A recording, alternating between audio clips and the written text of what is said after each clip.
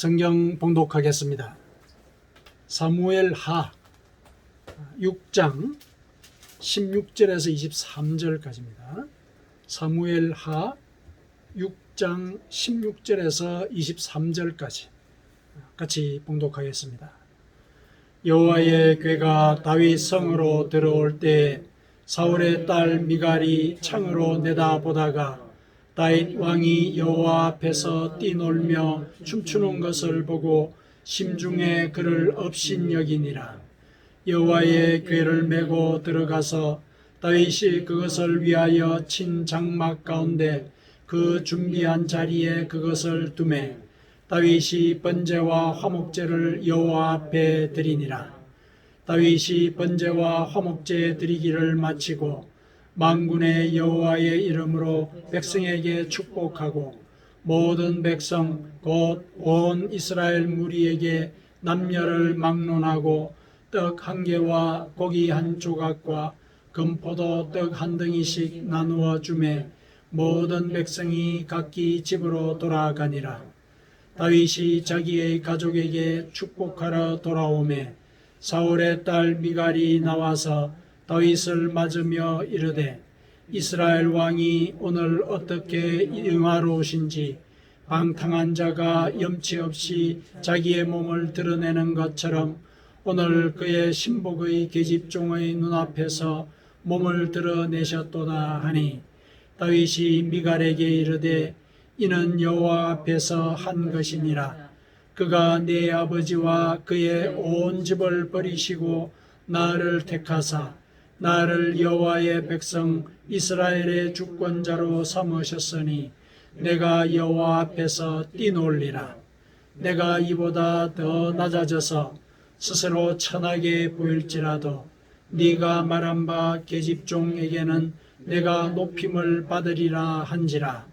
그러므로 사울의 딸 미갈이 죽는 날까지 그에게 자식이 없으니라. 아멘. 자, 우리가 요즘 사무엘서를 같이 묵상하고 있는데 오늘은 사무엘하의 말씀을 가지고 생명의 메시지를 같이 나누었으면 좋겠습니다. 오늘은 지난 7월 23일부터 시작한 그 도쿄 올림픽이 막을 내리는 그런 날이죠. 코로나 바이러스 사태 때문에 진행이 여러 가지로 어려운 점이 많이 있긴 했지만은 어쨌든 오늘 이렇게 막을 내리게 되었습니다. 그동안 여러 선수들의 그 분투하는 그 모습 속에서 우리가 이 열정과 또 헌신과 또 공정의 의미 이런 것들을 우리가 눈으로 확인하고 보고 또 열광하고 그랬었지요. 그래서 그러한 노력에 대해서 선수들은 메달로 이렇게 보상을 받게 되죠. 그런데 메달로 보상을 받는 데는 이런 이야기들이 있습니다. 은메달을 받은 사람들하고 동메달을 받은 사람들의 그 마음이 이렇게 역전이 된다고 그러더군요. 시상대에서 역전이 되는데 왜 그러냐 그랬더니 은메달은 패한 뒤에 받게 된 메달이고 동메달은 승리한 뒤에 받게 된 메달이다. 그래서 은메달을 받은 사람들의 마음이 조금 이렇게 부정적인 그런 심상에 사로잡혀 있다. 이런 얘기를 하는 걸 들었습니다. 그런데 사실은 우리가 객관적인 입장에서 볼 때 분명히 은메달은 동메달보다도 좀 더 높은 가치를 인정받은 것이죠. 그리고 은메달이나 동메달이나 다 아주 그 위대한 능력들을 발휘했다는 인정을 받은 것이지 않습니까? 그런데 이제 마음이 그러한 그 심상, 부정적인 심상에 사로잡힌다. 이거는 다소 그 관점 자체가 부정적이라는 걸 우리에게 일러주죠. 어쨌든 그렇게 크고 엄청난 일을 했는데 지고 나서 받았다라는 차원에서 자기의 메달을 평가를 한다. 그러면 이제 그거는 부정적인 시각으로 세상을 보는 그런 관점이죠. 근데 이렇게 부정적인 관점으로 세상을 보는 것, 이런 태도, 이거는 일상생활뿐만 아니라 우리 신앙생활에서도 굉장히 문제를 불러일으키는 그런 요소지요. 신앙생활에서도 이 부정적인 관점, 물론 이거는 대개는 이제 자신들의 그 과거에 지내왔던 삶 속에서 상처라든지 또 낮은 자존감 이런 것들 때문에 생기기가 쉽거든요. 그런데 이제 그것에서 벗어나지 못하면은 신앙생활도 활력을 잃어버리게 됩니다. 성경에서는 그것을 이길 수 있는 그런 길을 우리에게 일러주고 있습니다. 오늘은 이제 하나님께서 우리에게 우리의 낮은 자존감, 부정적인 관점, 이것을 어떻게 이겨낼 수 있을까? 그 길이 무엇인가 일러주시는 이제 그 말씀을 듣고 우리 삶과 또 신앙생활에서 지혜를 얻었으면 좋겠습니다. 자, 오늘 본문의 이제 내용을 우리 같이 한번 살펴보십시다. 본문의 내용을 보니까 여호와의 궤가 다윗성으로 들어왔다. 이걸 이제 우리가 오늘 본문에서 확인할 수 있죠. 여호와의 궤는 이제 법궤죠. 법궤. 거기에 그 십계명 그 돌판이 들어 있습니다. 법궤죠. 법궤라고도 이제 부르는 겁니다. 근데 이 법궤가 다윗성에 들어온 것을 다윗이 춤을 추면서 반기는 그런 장면이잖아요. 왜 이렇게 다윗이 반기느냐? 법궤의 이 사정을 우리가 좀 한번 들어봐야 될 것 같아요. 이 법궤는 원래는 실로라는 지방에 거기에 하나님의 성막에 안치되어 있었습니다. 그래서 사람들이 그 성막에 예배를 드리러 올 때 제사장이 이제 그 지성소에 들어가서 또 하나님께 기도하고 하나님 말씀을 받고 또 예배를 드리러 온 그 성도들에게 또 축복의 말을 전하고 이런 이제 역할을 하는 것이었거든요. 그런데 사울왕 때였습니다. 근데 사울왕이 블레셋하고 전투를 하는데 전세가 막 기울거든요. 그러니까 자기들 힘으로는 안 될 것 같으니까 법궤를 이 전장으로 가지고 오자. 이렇게 이제 의견을 낸 거예요. 그러니까 사람들이 옳다. 그래가지고 그 실로에 있던 법궤를 그 전장터로 가지고 와요. 그 전장이 에벤에셀인데 거기로 가지고 왔어요. 그 전쟁이 이제 막 벌어졌어요. 그런데 이스라엘 백성들의 기대와는 달리 이스라엘 백성들이 졌어요. 져가지고 뭐 살육을 당하고 그러니까 도망을 갔겠죠. 그 와중에 법궤를 블레셋 사람들에게 뺏겨요. 그러니까 이제 그 법궤를 이 블레셋 사람들이 자기의 진영인 이제 아벡으로 갖고 와요.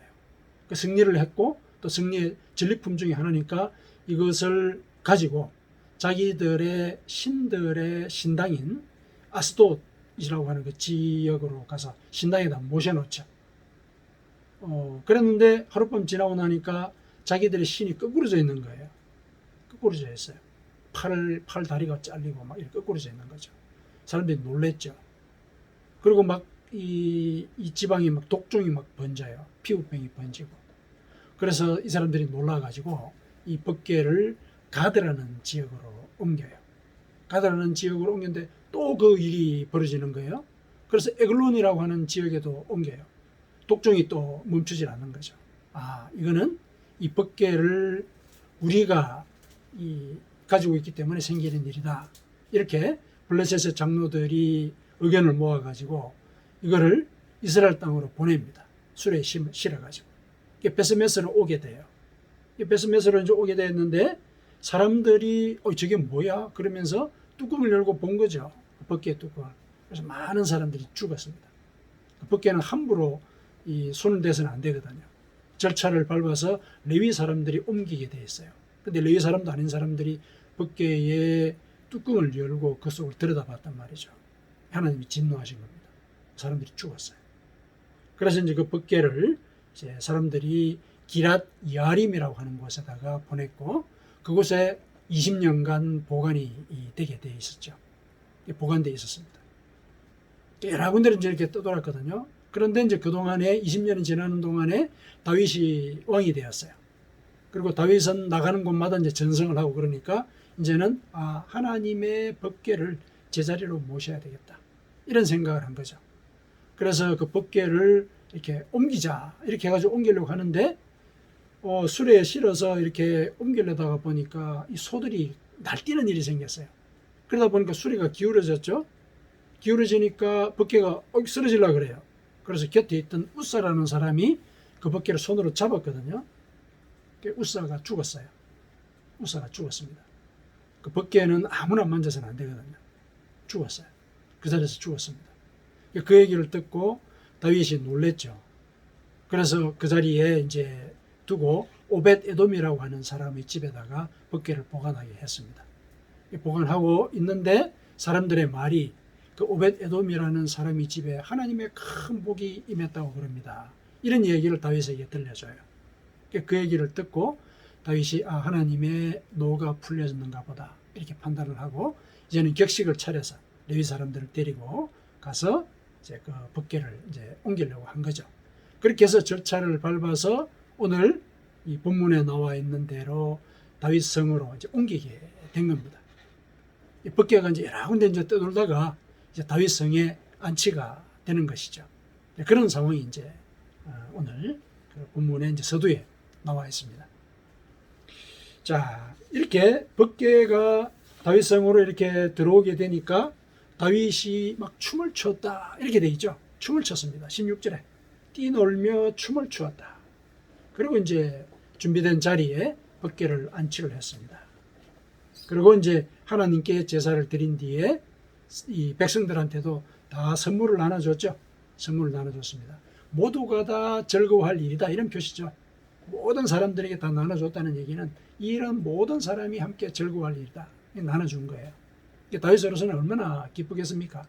하나님께서 그동안 자신을 지켜 인도하셨고 또 이같이 이제 왕이 되어서 안정된 자리를 누릴 수 있도록 인도를 하셨으니까 그 은혜만 생각해도 이 하나님의 은혜에 굉장히 감격한 일인데 그 하나님의 임재의 표시인 벗개가 자기가 살고 있는 성으로 들어왔다 이거죠. 얼마나 기쁘겠어요. 춤을 추면서 뛰놀았어요. 얼마나 기뻤는지 그죠? 그러고 난 뒤에 이제 자기 가족들에게 축복을 하기 위해서 들어왔습니다. 이 기쁜 일을 가족들과 함께 나누기 위해서 들어온 거죠. 그때 미갈은 이제 이 사울의 딸인데 사울 왕의 딸인데 다윗의 첫 부인이에요.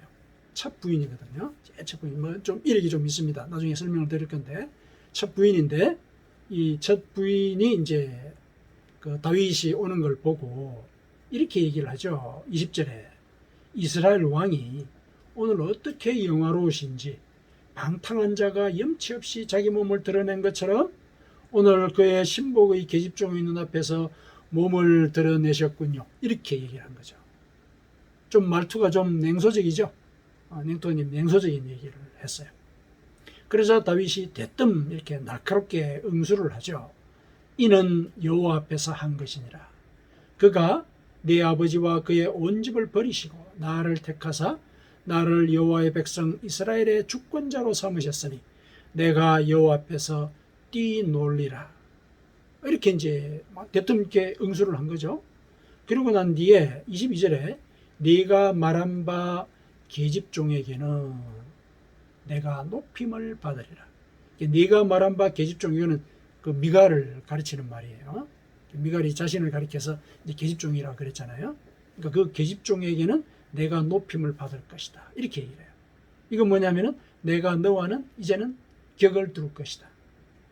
너는 나를 높여야 될 것이다. 부인이 아니란 얘기예요. 이런 얘기를 해버린 것이죠. 그리고 난 뒤에 23절에 보니까 사울의 딸 미갈이 죽는 날까지 그에게 자식이 없으니라. 이런 이제 얘기가 나온 거죠. 자, 이게 이제 오늘 본문의 내용의 이제 전반적인 배경이자 또 줄거리입니다. 자, 이와 같은 이 사건이 있어서 미갈은 이제 비운의 여인이 된 것이죠. 비운의 여인이 되었습니다. 자식이 이제 없이 이제 살아야 되는 이제 그런 삶을 살게 되었죠. 그런데 이 미갈의 이 삶의 내력을 그 앞서에 무슨 일이 있었는지를 우리가 살펴볼 때 그 이전의 삶도 녹록치가 않았습니다. 녹록치가 않았어요. 처음에 다윗이 이제 사울 왕에게 왔고 또 다윗이 이렇게 막 전성을 처음에 그 올렸을 때 미갈은 다윗을 사랑하는 마음이 생겼어요. 참 이렇게 연모를 했단 말이죠. 그러니까 그 얘기가 사울 왕의 귀에 들렸습니다. 그런데 사울 왕은 그때 다윗을 정적으로 규정하고 죽이고 싶었어요. 그런 마음이 있었거든요. 그래서 자기 손으로는 죽이기가 뭐 여러 가지 문제가 있겠죠. 그래서 자기의 적국인 블레셋 사람들에게서 죽게 만들려고 내가 이 미갈을 너한테 그 아내로 줄 텐데 블레셋 사람들의 포피 100개만 가져와라. 그러면은 내가 딸을 너한테 주겠다. 이렇게 얘기를 해요. 사울은 이 블레셋 사람들에 의해서 다윗이 죽게 만들려고 그런 계략을 꾸민 거죠. 포피 100개라고 하는 거는 목숨 100개를 얘기하는 거예요. 100명의 블레셋 사람들을 죽이고 나서 얻게 되는 게 이제 100개의 포피니까. 100명을 이 사람이 혼자서 이제 죽인다는 게 그게 이제 상상을 할 수 없는 일이니까 블레셋 사람들한테 죽게 될 거야. 이런 의도를 갖고 있었던 것이죠. 그런데 다윗이 포피 100개를 왕한테 갖다 바친 거죠. 어쩔 수 없이 이제 이 미갈을 아내로 줬어요. 주게 되었죠. 근데 그 이후에 사울이 더 극악해져 가지고 다윗을 죽이려고 하니까 다윗이 도망을 가버렸죠. 도망을 가고 난 뒤에 무슨 일이 있었냐면은 사울이 다윗의 아내인 미갈을 발디엘이라고 하는 사람한테 줘버렸어요. 다른 사람한테 줘버린 거예요. 발디엘에. 좀 어이없지만은 어쨌든 뭐 그 당시는 이제 그런 일들이 뭐 없었다고는 할 수가 없는 일들이 많았기 때문에 이제 어쨌든 결혼을 하고 살게 되었어요. 그래서 그 남편하고 어쨌든 정을 붙이고 조금 이제 살고 있는데 난데없이 다윗이 왕이 이제 유다 땅에 이제 왕이 먼저 되었죠. 유다 땅에 왕이 먼저 되었고 그 다음에 이 사울 왕의 아들인 이스보셋하고 왕권을 이렇게 겨루는 그런 과정이 한 7년 정도 있었는데 나중에 결국 이 이스보셋이 기세에 눌려가지고 이제 다윗에게 왕권을 이제 내어주는 그런 이제 단계까지 가게 되거든요. 물론 이제 피비린내가 좀 났지만은 내주는 그런 단계까지 가는데 그때 다윗이 미갈을 나한테 보내라 이런 요구를 해요. 그러니까 강자가 요구를 하니까 이스보셋은 또 안 들어줄 수가 없거든요. 그래서 잘 살고 있는 미갈을 그 남편에게서 떼내가지고 다윗에게 보내요. 다윗에게 보냅니다. 발디엘이 자기 이 아내가 이렇게 뺏겨 나가는 그런 과정에서 아내를 배웅하기 위해서 이렇게 막 따라 나와요. 울면서 따라 나와요. 그런 걸 보면은 이제 이 금술이 나쁘지만은 않았던 것 같아요. 잘 지냈단 말이죠. 그런데 난데없이 다윗이 부른다 해가지고 자기를 갖다가 또 현재 남편한테 떼가지고 보냈단 말이죠. 이런 걸 가만히 보니까 이 미갈이라고 하는 이 여인이 어때요? 그 삶이 처음에는 하사품처럼 다윗에게 주어졌다가 그 다음에는 사울 왕이 이 분노의 표시로서 다윗에 대한 분노의 표시로서 다른 남자에게 줘버렸죠. 줘버렸는데 잘 살고 있는데 근데 다윗이 부른다고 또 다윗한테 또 간 거예요. 물론 억지로 갔죠. 억지로 갔습니다. 또 와보니까 뭐 자기가 첫 부인이긴 하지만은 다른 부인들이 또 있잖아요. 다른 부인들은 또 자식들도 있고 그러니까 자기의 위치가 애매한 그런 상태가 되어버린 거예요. 이런 걸 보니까 이 미갈의 삶이 이게 참 뭐 객관적으로 얘기하면은 주체적으로 살지 못했다라고 얘기하지만 참 기이한 운명이다.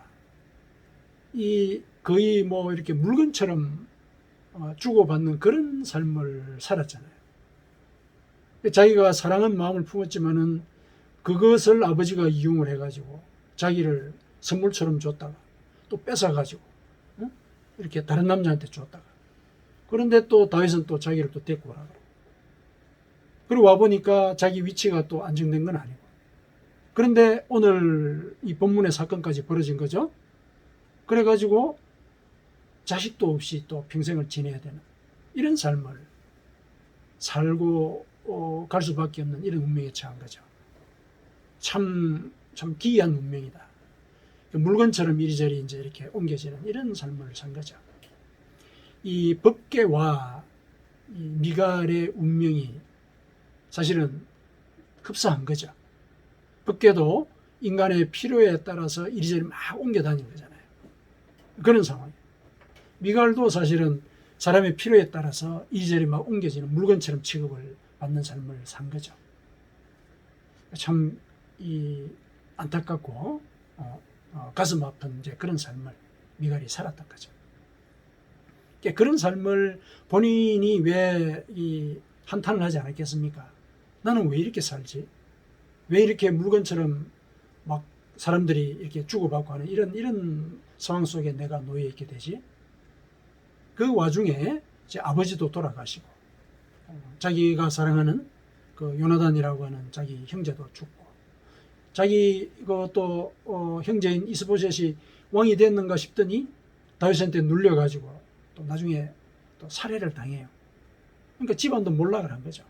그러니까 이런 일련의 과정들을 겪으면서 미갈은 아마 마음속에 큰 상처를 받았다는 생각이 들어요. 큰 상처를 받지 않았을까.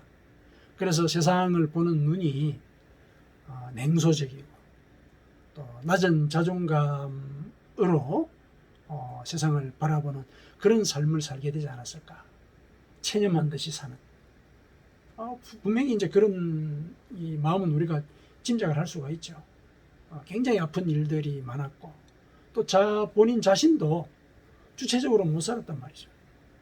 뭔가 자기 결정에 따라서 어떤 일을 해가지고 성취가 이게 아니라 막 다른 사람의 뜻대로 막 이리저리 옮겨다니고 그러니까 자기 자신의 존재에 대해서 자존감이 높을 수가 없는 거예요. 그래서 이제 뭐 이렇게 체념한 듯이 이제 살고 있었다고 볼 수가 있는데 그 와중에 이제 다윗에게 왔잖아요.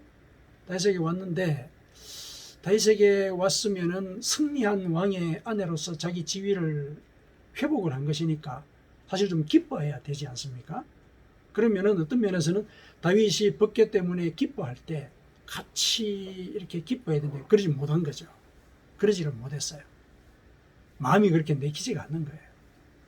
왜냐하면 지금 마음의 상처가 크게 남아있고 또 자존감 자체가 낮을 대로 낮아져 있는 그런 상태거든요. 그걸 확인할 수 있는 게 바로 그 다윗에게 냉소적인 말을 던진 것 있지 않습니까? 그게 이 여인의 마음속에 자기 자신이 자기 자신을 어떻게 생각하고 있는지를 보여주는 하나의 증거거든요. 이스라엘 왕이 얼마나 영화로우신지 굉장히 냉소적이잖아요. 참 영광스러웠습니다. 그런데 영광스럽다는 게 아니라 수치스럽다는 얘기를 그렇게 얘기한 거잖아요. 왜 수치스럽다고 얘기하느냐? 이 염치 없이 몸을 드러내고 춤을 추시다니요. 그 얘기를 그렇게 얘기한 거잖아요. 염치 없이 왕이 어떻게 막 춤추고 그러다가 막 옷이 막 이렇게 벌러덩 해가지고 이렇게 이 살이 막 드러나고 그 채신머리 없이 그게 뭡니까? 이렇게 얘기를 한 거거든요. 그러니까 이스라엘 왕이 참 영광스럽게도라는 말 속에는 냉소적인 의미가 들어있는 거고 그 다음에 참 왕이 하신 일은 염치 없습니다. 이 불황자들이나 하는 짓을 했어요. 이거는 왕이 한 일을 과도하게 비하한 것이죠. 과도하게 비하한 거예요. 그러니까 이런 냉소적인 태도 또 상대방에 대한 과도한 비하 이거는 마음에 상처가 있는 사람들이 사용하는 그 언어 속에 나타나 있는 마음의 상태를 그대로 보여주죠. 부정적이란 말이죠. 모든 걸 볼 때 부정적으로 본단 말이죠. 다윗은 얼마나 기뻐요. 그 다윗이 기뻐하는 그 마음을 자기 것으로 받아들일 수 있었다면 혹은 이 법계의 상황을 조금이라도 자기의 삶과 어떤 공감대를 일으킬 수 있는 부분이 있다고 생각을 할 수만 있었다면 자기도 회복이 될 수 있는 여지가 있겠구나 이런 기대를 가질 수가 있고 마음을 열고 다윗과 함께 기뻐했을 수 있는데 그러지를 못한 거죠. 그 마음의 상처가 가득했던 것이에요. 그러다 보니까 이제 이런 그 다윗에게 그런 말을 듣게 되는 지경까지 오게 된 것이죠. 그러니까 부정적인 마음을 갖고 세상을 볼 때는 그 결과가 결국은 또 부정적인 일을 초래하는 이런 사태까지 이어지게 된다는 거. 그걸 미갈이 오늘 보여주죠. 참 객관적인 입장에서 우리가 볼 때는 굉장히 가슴 아픈 일이죠. 그러나 우리가 사실 그렇게 살고 있지 않습니까? 내가 내 마음속에 상처 이거 모르면은 미갈과 같이 또 나쁜 일들을 불러들인단 말이죠. 또 나쁜 일들을 불러들여요. 부정적인 생각들을 갖고 있을 때 우리는 일반적으로 아주 전형적인 어떤 행동을 보여요. 전형적인 행동. 미갈이 이제 오늘 보여준 걸 보니까 마음의 상처가 있는 사람들은 이런 태도를 보이겠구나 하는 이제 그런 모습들이 보이죠. 첫 번째 어떤 모습을 보이냐면은 다른 사람들이 즐거워하는 현장에서 흠을 찾는단 말이죠. 흠을 찾아요. 같이 공감을 못해요. 흠을 찾아요. 그래서 예를 들면은 웃고 있는 사람들이 있을 때는 그 사람들이 웃어서는 안 되는 일이 뭔가를 찾는 거예요. 웃어서는 안 되는 일. 그리고 우는 사람들 곁에 가서는 저 사람이 왜 울어야 되는지, 그 울어야 되는 그 이유를 찾는 거예요. 자기 마음속에 그 부정적인 그런 관점이 세상을 그렇게 보게 만든다는 거예요. 미갈이 그랬잖아요. 다윗이 얼마나 기뻐해요. 그런데 기뻐해서는 안 되는 일을 찾은 거예요. 굳이 그 말을 하지 않아도 되거든요. 근데 그랬단 말이죠. 부정적인 이 마음의 이 생각이나 관점이 마음의 상처가 그렇게 만든다는 거예요. 그 다음에 과거에 매여 살아요. 그런 사람들은. 과거에 매여 살아요. 그 사람이 과거에 매여 산다는 거 그거 어떻게 알 수 있느냐. 미갈이 오늘 보여준 행동에 대해서 다윗이 한 얘기 속에 미갈이 과거에 사로잡혀 있다는 사실을 알게 되죠. 다윗이 뭐라고 얘기합니까? 하나님이 당신의 집안을 멸망을 시켜서 그 왕자를 나한테 줬다 이렇게 얘기를 했죠. 그 얘기는 뭐냐면은 미갈의 행동 속에 당신의 집안의 그 파멸의 잔영이 보인다. 이거 지적한 거예요. 다윗은 얼마나 기뻐요. 미갈도 같이 기뻐해 주기를 바라고 들어온 거 아니에요. 그랬는데 핀잔을 들었죠. 이거는 이 아내가 아직까지 마음에 풀지 못한 상처가 있구나. 그건 집안이 멸망하고 자기가 이렇게 선물처럼 끌려오게 된, 물건처럼 이렇게 취급당하는 것에 대한 그런 아픔의 기억이 여전히 남아있구나. 그걸 다윗이 본 거예요. 이 미갈의 모습에서. 그래서 다윗의 입으로 그게 드러난 것이죠. 당신은 당신 집안의 멸망의 그 흔적에 사로잡혀 있군요. 당신의 과거에 사로잡혀 있군요. 그 얘기를 다윗이 알려준 거예요. 같이 기뻐할 수 있는데. 사실 다윗도 아픔을 생각을 한다면은 굉장히 아파할 수 있는 여지가 많죠.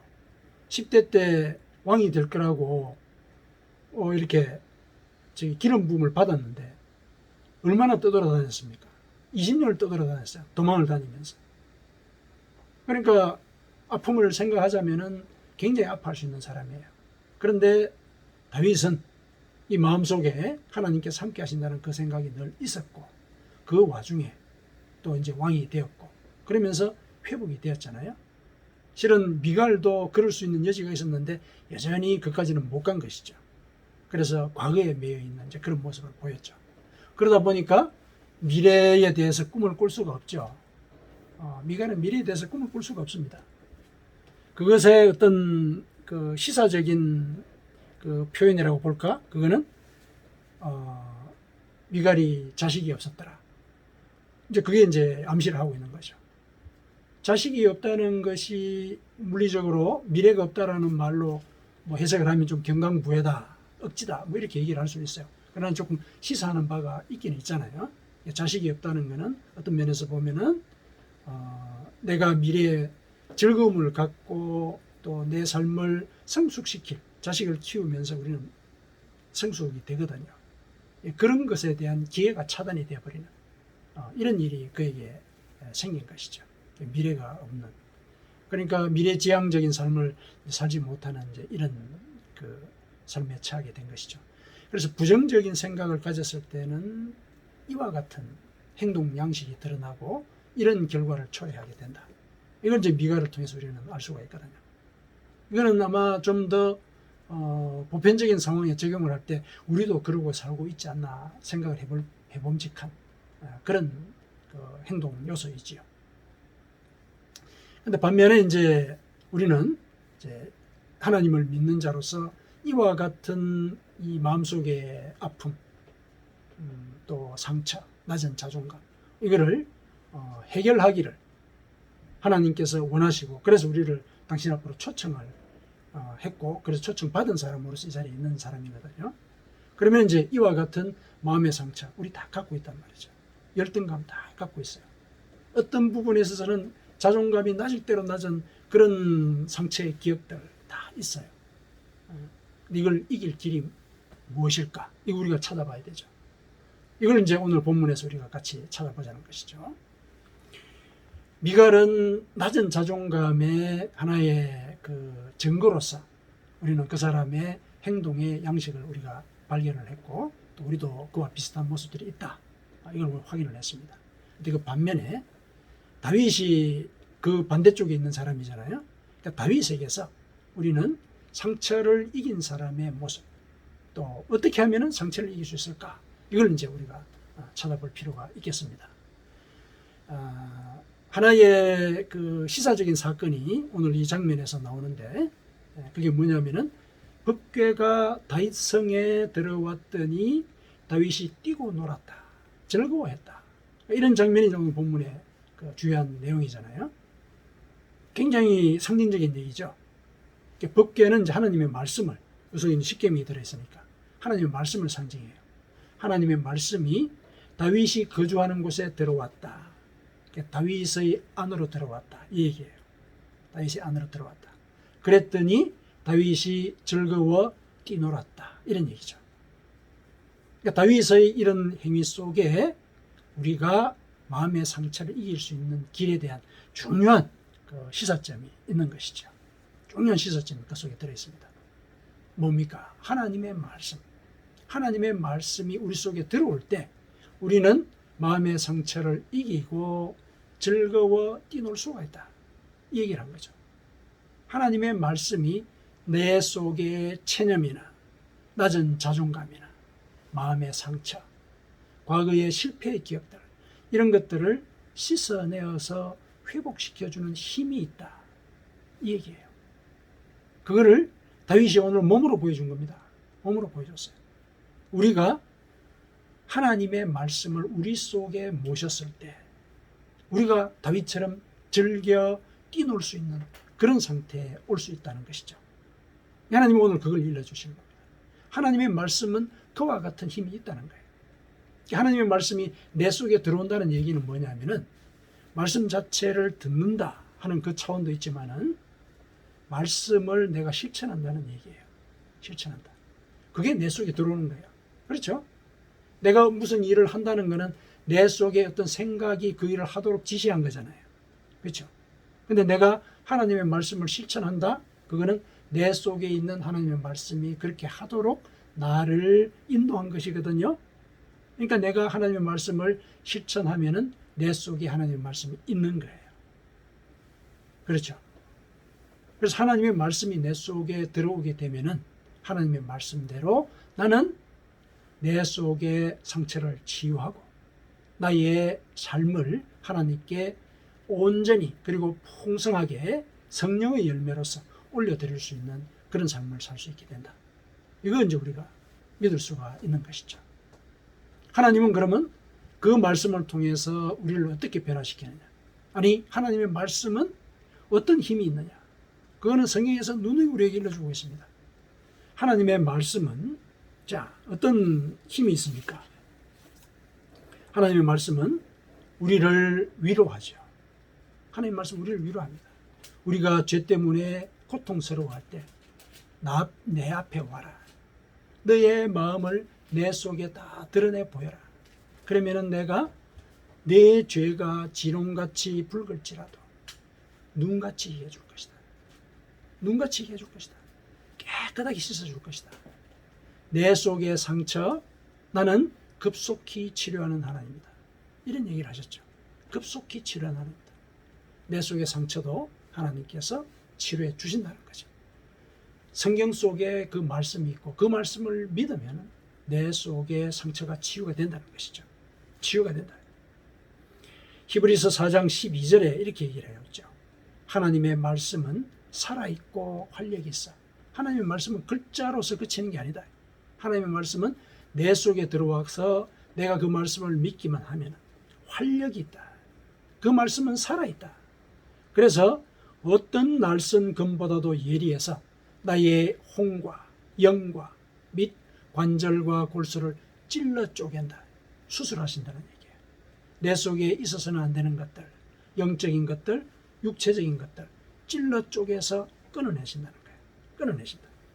그리고 또 마음의 생각과 뜻을 판단하신다. 이건 뭐냐면은 가르쳐 주신다는 얘기죠.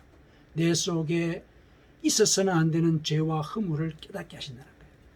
영혼도 온전히 거듭나도록 회복시켜 주신다. 이게 하나님의 말씀이 하고 있는 힘이다. 하나님의 말씀이 우리에게 이루는 역사가 일한 것이다. 두 번째, 하나님의 말씀은 우리에게 미래와 희망을 주십니다. 하나님은 우리에게 뭐라고 알려주셨습니까? 너희들에 대한 생각을 내가 안다. 그것은 절대로 재앙이 아니다. 내가 너희들에게 갖고 있는 생각은 평안이다. 평안이다. 그러니 너희들은 미래와 희망을 꿈꿔라. 그 얘기를 하셨죠. 그래서 미래와 희망을 꿈꾸도록 하기 위해서 이런 약속까지 하셨죠. 에스겔서 36장 26절에서 27절이죠. 에스겔서 36장 26절에서 27절. 또 새 영을 너희 속에 두고 새 마음을 너희에게 주되, 우리에게 새 영과 새 마음을 주신다는 거였어요. 새 영과 새 마음. 죄를 회개한 마음이죠. 죄를 회개한 마음.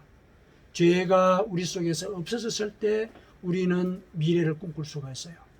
죄가 있으면 우리는 과거에 사로잡힙니다. 꿈을 못 꿔요. 그런데 새 마음과 새 영을 주신다. 그래서 나의 율례를 행하게 할 것이니 너희가 내 규례를 지켜 행할 것이다. 하나님의 율례와 규례, 말씀이죠. 말씀을 지켜 행하도록 하시게 할 것이다. 하나님의 말씀이 가지고 있는 힘이라는 거죠. 우리의 미래, 하나님의 말씀이 주신다는 겁니다. 그 다음에 세 번째, 하나님의 말씀은 우리를 거듭나게 합니다. 디모데후서 3장 16절에서 17절까지죠. 디모데후서 3장 16절에서 17절. 모든 성경은 하나님의 감동으로 된 것으로 교훈과 책망과 바르게 함과 의로 교육하기에 유익하니 이는 하나님의 사람으로 온전하게 하며 모든 선한 일을 행할 능력을 갖추게 함이라. 우리를 하나님의 사람으로 온전하게 변화시키는 것. 이게 하나님의 말씀이 하고 있는 능력이고 역사라는 것이죠. 우리를 과거의 정욕과 탐심에 탐닉했던 그런 습관으로부터 벗어나서 경건하며 선한 일을 하도록 인도를 하신다는 것. 이게 하나님의 말씀이 갖고 있는 힘이죠. 그렇다면 하나님의 말씀을 내 속에 모실 때 우리는 내 속의 체념과 과거의 상처와 또 죄의 습관들, 이거 씻어낼 수 있습니다. 씻어낼 수 있다는 거죠. 말씀이 힘이라는 거예요.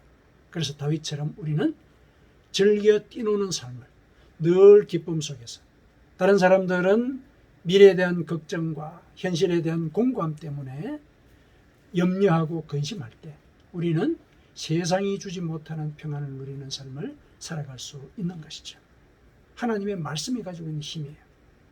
그래서 우리 속에 하나님의 말씀을 받아들여야 하는 것, 말씀대로 살아야 된다는 얘기죠. 회개하고 기도하고 성경의 말씀대로 살려고 하는 것, 이것이 나를 즐겨 뛰노는 자로서 만들어 갈 것입니다. 사랑하는 성도 여러분, 하나님의 말씀을 묵상하고 실천함으로써 하나님의 자녀로서 누릴 수 있는 권세를 풍성히 받아 누리는 삶을 살아가시기를 축원합니다. 아멘.